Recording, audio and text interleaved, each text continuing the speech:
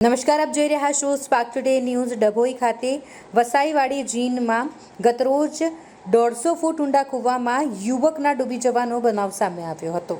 બીમારીથી પીડાઈ રહેલા યુવકે આત્મહત્યા કરવા માટે કૂવામાં ઝંપલાવ્યું હતું તેવી માહિતી મળી હતી।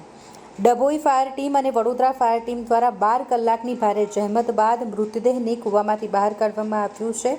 જે વ્યક્તિ છે તે 35 વર્ષીય સંજય વસાવા, જેઓએ કૂવામાં ઝંપલાવીને જીવન ટૂંકાવ્યું હતું। પોલીસે મૃતદેહને પોસ્ટમોર્ટમ અર્થે મોકલી આપી કાર્યવાહી હાથ ધરી છે।